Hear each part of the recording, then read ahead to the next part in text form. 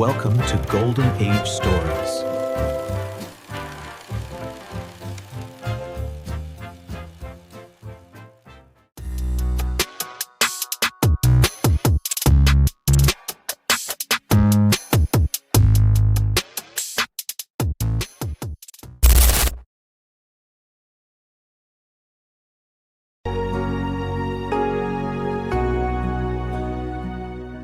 So picture the ultimate global symbol of just absolute macho invincibility. Right, the larger-than-life legend. Exactly.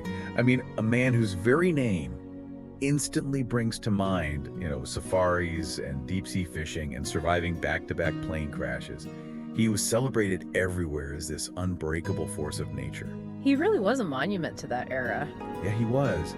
But if you were to actually look at the classified files of the FBI during the late 1950s, or say read his private medical records from the Mayo Clinic, you'd find a completely different story. A profoundly different reality, yeah. Right, you would find a man who was secretly being hunted by J. Edgar Hoover's surveillance network, while at the exact same time fighting this desperate, quiet battle with clinical depression. The disconnect between that public monument and his private reality is just staggering. It is. And, well, that gap between the myth and the man, that is where the true story actually lives. So today, we're diving into a highly detailed biographical documentary script that completely dismantles that loud caricature of Papa Hemingway. We're really pulling back the curtain today. Exactly. Our mission in this deep dive is to bypass that massive legend and find the dignified, incredibly complex human being underneath. We're going to look at how his disciplined family roots, his strict adherence to his own artistic principles, and his really heavy emotional burdens forged this revolutionary legacy. And I want to say, for those of you listening, especially if you're someone who appreciates the quiet strength, the stoicism and resilience of past generations, this deep dive is going to hit very close to home. Oh, absolutely. It's a very relatable kind of endurance. Yeah, because we are exploring what it means to carry an unbearable weight with dignity. We're looking at how a relentless search for meaning, even through the absolute darkest phases of life, can yield wisdom that outlasts us all. But to understand how he built that emotional armor, we really can't start with the fame. No, we have to go back to the beginning. Right, we have to examine the soil he grew out of long before there was ever a Nobel Prize. Which means we have to travel back to Oak Park, Illinois, right at the turn of the 20th century. A very specific kind of place. Oh, extremely specific. Oak Park was this community of intense Midwestern respectability. Hemingway famously described his own hometown as having wide lawns and narrow minds. Wow, that is quite a phrase. Right. It perfectly captures it. It was an environment where appearances were absolutely paramount. You kept your yard perfectly manicured, you attended church every Sunday, and you absolutely did not discuss any turbulence happening beneath the surface of your domestic life. Well, and that concept of the manicured surface is fascinating, especially when you look at his parents, because they represented two entirely different worlds operating under one single roof. They really were polar opposites in many ways. Yeah, I mean, his mother, Grace, she was a formidable, highly artistic woman. She filled their home with opera, with music lessons, with this driving cultural ambition. She wanted her children to be refined. Very focused on the high arts. Exactly. But then you look at his father, Dr. Ed Hemingway, and you see a man pulling in the exact opposite direction. And Dr. Hemingway is really the architectural foundation of Ernest's entire character. He was a respected physician, a man of empirical science, but his true sanctuary wasn't the clinic, it was the earth. The wilderness. Yes. He took young Ernest out into the woods of northern Michigan and taught him a profound respect for hard work, for basic survival, and for the silent language of the natural world. I love that, the silent language. It's so important. He taught his son how to truly observe, how to read the changing weather, how to track an animal, and maybe most importantly, how to find absolute stillness in the wild. I view those trips to the woods as a father handing his son a set of survival tools, and not just practical tools for like building a fire, but emotional tools. That's a great way to put it. Yeah, he was teaching Ernest a way of existing in the world that valued intense observation and self-reliance. But there's a shadow here, isn't there? Because Dr. Hemingway was also giving his son a silent education in carrying a devastating internal weight. He was. And the historical context of the early 1900s is so crucial to understand this.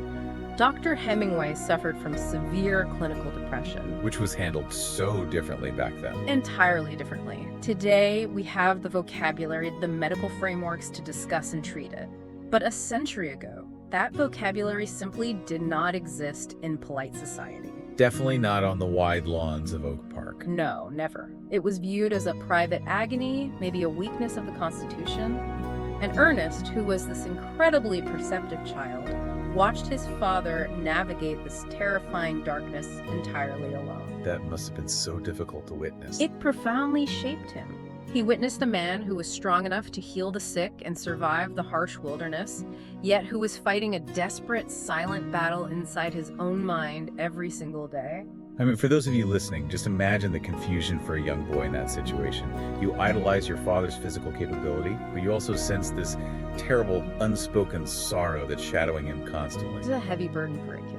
It really is. It plants the seeds for Hemingway's lifelong understanding of human fragility. He learned early on that immense strength and immense vulnerability can, and often do, exist in the exact same person. And that duality, that mix of strength and fragility, it became the lens through which he viewed every human interaction going forward. It was his genetic and emotional inheritance. So how does that play out as he gets older? Well, by the time he turned 18 in 1918, the globe was engulfed in the First World War, and Ernest was desperate to get out of Oak Park.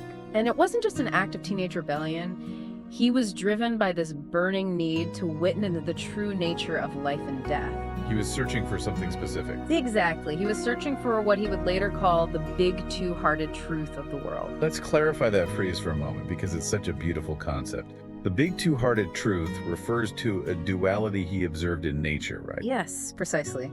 It's like looking at a landscape that has been completely burned over and devastated by a forest fire, but running right through the middle of all that ash.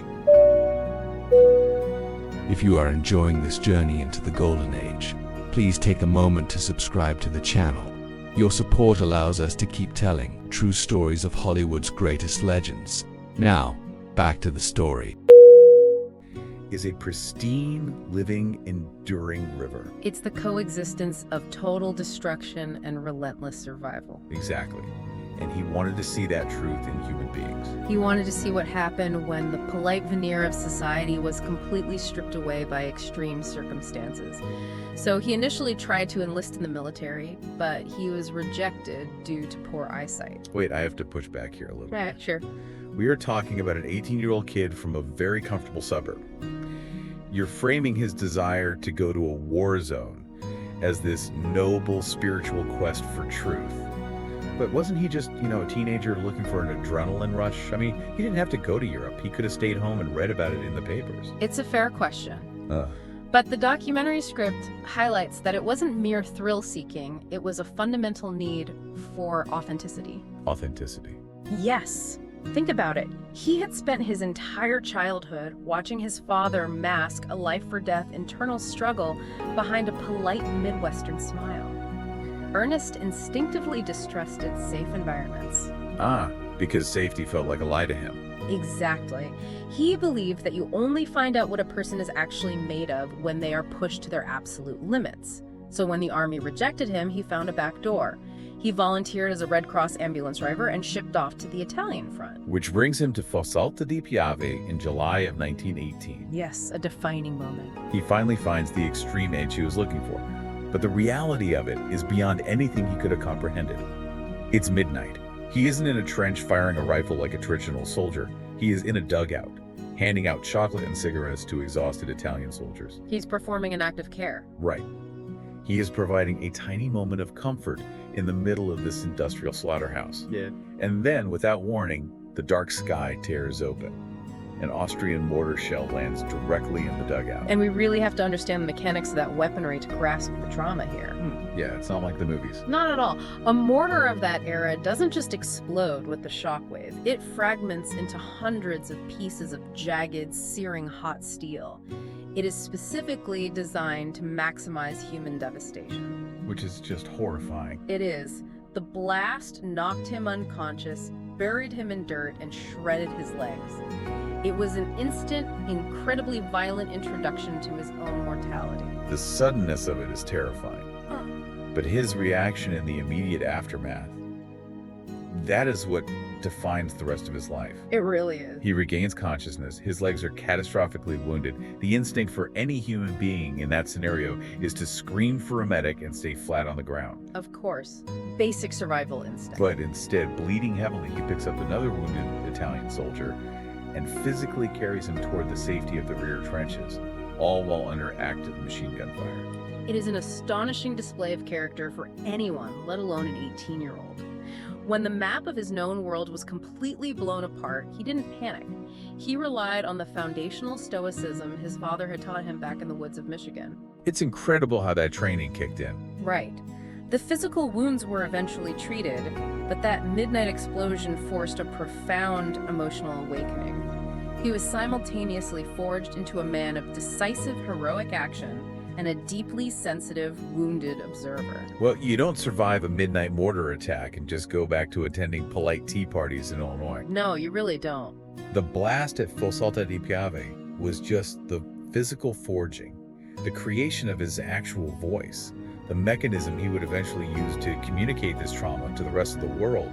That required an entirely different kind of crucible. It required a heartbreak that would force him to build an impenetrable emotional armor. So following his heroism at the front, he was transported to a Red Cross hospital in Milan to endure this grueling recovery. And medical practices in 1918 were primitive compared to what we have now. Oh, absolutely.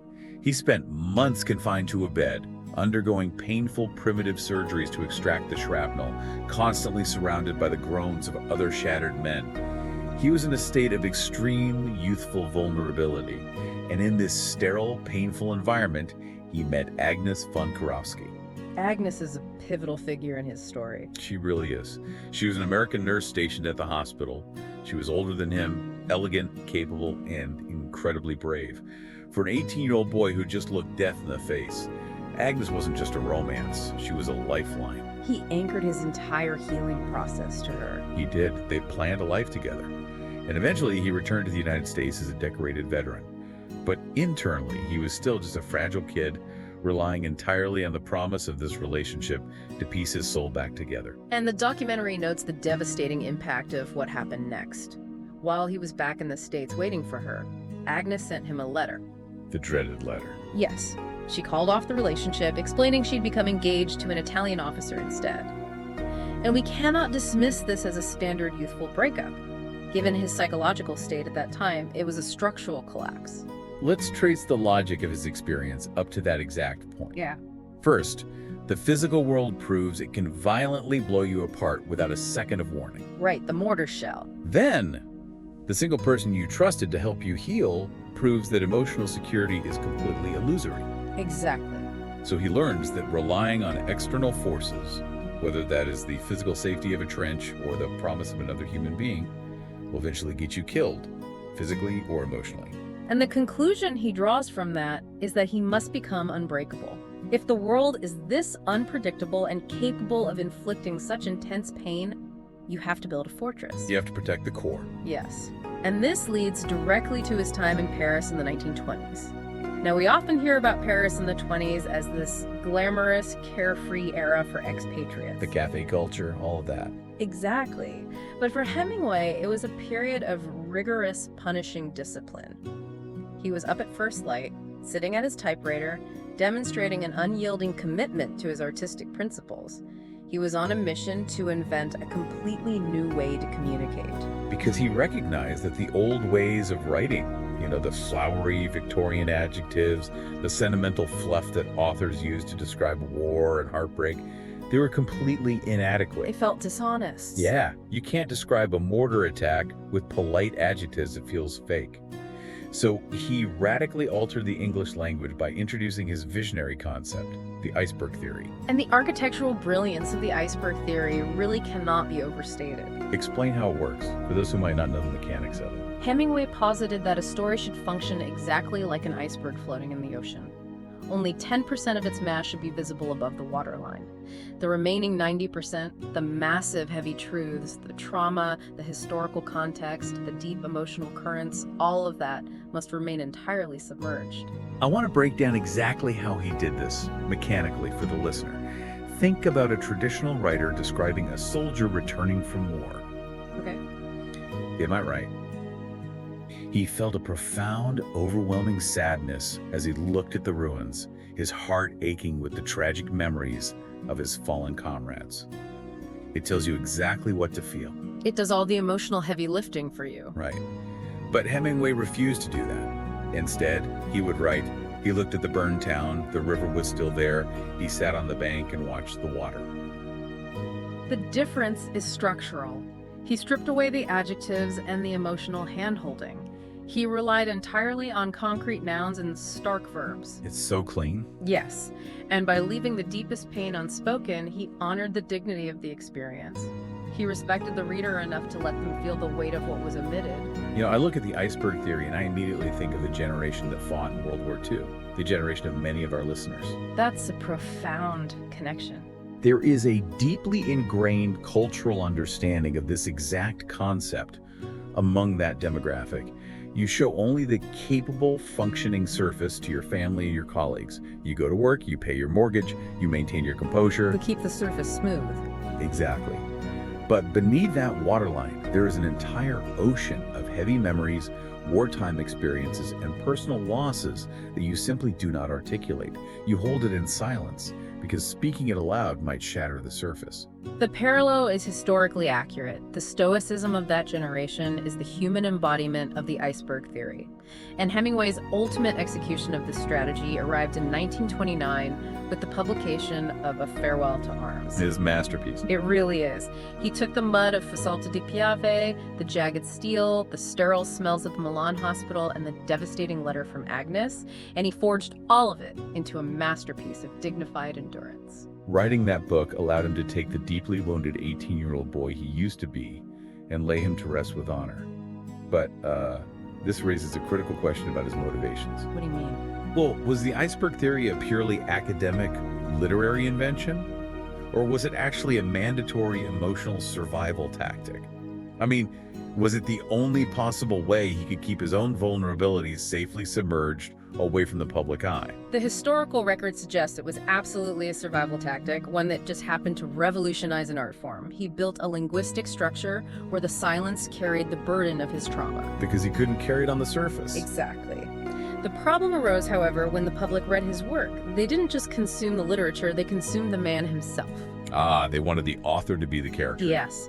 They looked at the rugged, stoic surface of his iceberg and decided that was the entirety of his personality. And this introduces the central tension, really the defining hook of his entire adult life. The world demanded an invincible icon. They didn't want the sensitive, reflective veteran who was still processing a mortar attack. They wanted the caricature. They wanted the fearless, unbreakable Papa. And we see society do this constantly to its icons. Complex human beings are flattened into two-dimensional myths because a myth is much easier for the public to digest. It's comforting for the public, but exhausting for the person. Exactly. Hemingway found himself caught in a dangerous feedback loop. The public demanded invincibility, and he felt compelled to deliver it through increasingly punishing displays of physical endurance. He went to immense extremes. I mean, he was tracking lions on the African savanna, organizing grueling deep-sea fishing expeditions in the Gulf Stream. But we have to look chronologically at what was driving this relentless testing of his physical limits. It wasn't just to sell books. No, it wasn't. In 1928, a year before A Farewell to Arms catapulted him to global superstardom, he suffered a devastating personal blow. His father, Dr. Ed Hemingway, succumbed to his lifelong battle with depression and passed away. And the loss of his father introduced an existential terror into Hemingway's life. It made him painfully aware of his own genetic inheritance. The ticking clock. Yes. He recognized that the same ticking clock of depression that had haunted his father was now ticking inside his own mind. The cracks in his foundation were real and they were widening. So he uses physical exertion as a coping mechanism. He pushes his body to the absolute limit to drown out the mental noise. Oh, as a way to outrun the shadow. Which brings us to 1954. He is in Africa, and he survives 2 separate plane crashes within 48 hours. It's almost hard to believe. The details are horrifying. He suffered a ruptured kidney, a fractured skull, a crushed vertebra, and massive internal bleeding. He literally walks out of the jungle, battered and leaking blood. And how does the global press react? They cheer. They celebrate the indestructible Hemingway. The myth grows even taller while the actual man is falling apart inside. And the paradox of the Hemingway hero, the man who famously exhibits grace under pressure, is that the persona leaves absolutely no room for human frailty. None at all. The higher he built the legend of his own invincibility, the heavier the burden became. He was relying on raw physical survival to keep the surface of the iceberg looking intact, even as the submerged mass was fracturing under the weight of his unaddressed grief and his failing body. I want to challenge the narrative that he was purely a victim of the media here, though. Okay, let's hear it. Did he become a prisoner of this myth against his will? Or did he actively forge that cage himself? Think of the Papa persona, like a massive, towering bronze statue in the town square. Did he build that statue himself, layer by layer, specifically to hide the sensitive boy from Oak Park? I think he absolutely participated in forging the armor. He built it to survive the expectations of the world, but he constructed it so thickly that he eventually lost the ability to take it off. That is such a profound tragedy. It is, and this is a dynamic that resonates deeply with anyone who has lived a long way. The sheer exhaustion of having to be the strong one, the pillar for your family, the reliable stoic for your community. It takes immense courage to carry that weight. It does. It takes courage to project stability while silently managing your own internal wear and tear. It is an incredibly noble choice to be that pillar, but it demands a terrible toll. And as we move into the late 1950s and early 1960s, the bill for a lifetime of trauma finally comes due. The breaking point. Yeah. The physical injuries from the war, the boxing matches, the plane crashes, they overwhelm his body's capacity to heal. Simultaneously, the hereditary depression rises to the surface, completely unmanageable. This period marks the most agonizing chapter of his life.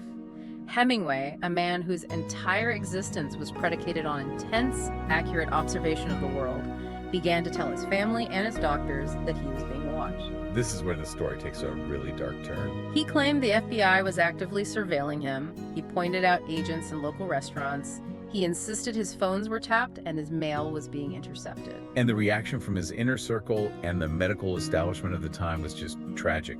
They completely dismissed his claims. They didn't believe a word of it. No. They viewed his fears through the lens of his deteriorating mental health, labeling his acute awareness as paranoid delusions.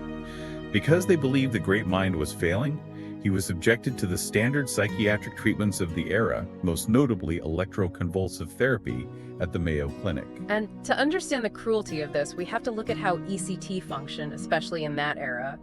Electroshock therapy induces a brief seizure to affect the brain's chemistry. It was a very blunt instrument back then. Very blunt. And while it could sometimes alleviate severe depressive symptoms, a major side effect was profound retrograde amnesia. It disrupted the brain's ability to consolidate and retrieve memories. Let me offer an analogy for how devastating this was for a writer of his caliber. Imagine your brain as a vast, meticulously organized library spanning decades of research, experiences, and vocabulary. A beautiful image. The ECT essentially walked into that library, pulled out all the card catalogs, and threw them on the floor. The books are still in the building, but you have absolutely no way to find them. They're inaccessible. The treatment stripped him of his memories, and consequently, it stripped him of his ability to write. The master of the written word was left in an agonizing, enforced silence. Depriving Hemingway of his writing was fatal to his spirit. Writing wasn't just his profession, it was his sole processing mechanism. It was how he survived. Exactly. It was the only tool he had to organize the chaos of his emotional burdens. The man who dedicated his life to uncovering the submerged, unspoken truths of humanity was fundamentally disbelieved about the reality of his own daily existence. Which brings us to the historical revelation that changes how we view this entire narrative. Years later, researchers utilized the Freedom of Information Act to open his files. And the truth finally came out. J. Edgar Hoover and the FBI were actively surveilling him. Because of his long residence in Cuba, his international influence, and his prominent voice, Hoover viewed him as a potential security concern. His phones were tapped. He was being followed. He wasn't imagining any of it. He was not experiencing paranoid delusions at all. His legendary observational skills were functioning perfectly. He was experiencing a completely justified awareness of a real, organized threat. Recognizing the truth of the FBI surveillance reframes his final years entirely. He was not a man losing his grip on reality. No, he was gaslit. He was a man drowning in severe clinical depression and legitimate fear, being told by the people he trusted most that his reality was a hallucination. The isolation he must have felt in those final months, trapped in a truth no one else would validate, is devastating to contemplate. It really shifts the story from a simple narrative of mental decline into a tragedy of a visionary who was simply too aware. When the physical pain, the loss of his writing, and the sheer weight of the mask became impossible to bear, he made his final decision. A very heavy moment. In July 1961, in Ketchum, Idaho, he found a quiet departure. We don't view this through a lens of sensationalism, but rather as a poignant, deeply sad symmetry with his father's journey. It was a man finally laying down a burden he had carried for over 40 years. He stepped out of the heavy bronze statue, and what remains is the legacy he left behind. The reason we continue to study him, the reason his voice still resonates with generations of readers, is because he provided humanity with a structural language for trauma. He gave us a way to speak without speaking.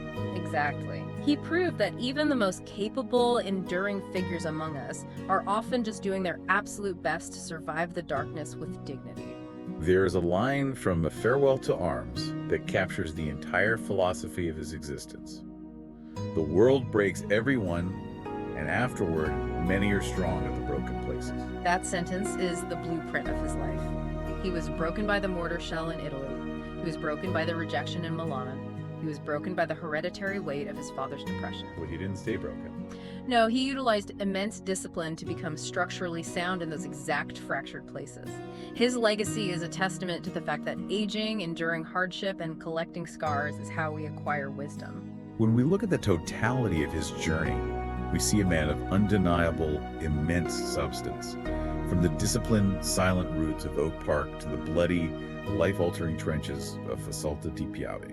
Through the heartbreak that forced him to invent the iceberg theory. To the crushing, impossible weight of becoming a myth for a world that demanded a hero. He leaves us a legacy that rejects the concept of invincibility.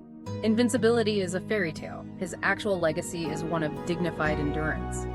He demonstrated that it is acceptable to carry heavy burdens, and it is entirely acceptable to protect the deepest, most vulnerable parts of ourselves with a dignified silence. For those of you navigating the complexities of a long, fully lived life, Hemingway's story is a resonant reminder. It confirms that your scars, both the visible ones and the heavy memories you keep tucked beneath the waterline, are not indicators of weakness. They are proof of survival. They are the structural reinforcements of your resilience. True dignity rarely lives in the loud public victories. It lives in the quiet, unseen battles you weather every single day. The majesty of the iceberg isn't the ice that shines in the sunlight. The true power is the massive, silent weight that holds it steady against the freezing, unseen currents below. Exactly that. As we close out this deep dive, I want to leave you with a lingering thought, inspired by the architecture of Hemingway's life. If the iceberg theory holds true, that the most vital structural parts of a story must remain hidden to truly be felt, what makes up the 90% of your own life's story that you keep submerged? It's a profound question. And how does the dignity of your own silence shape the legacy you will leave for the generations that follow? When you examine the monuments of your own life, remember that the true strength was never in the bronze. It was always in the quiet, enduring heart underneath.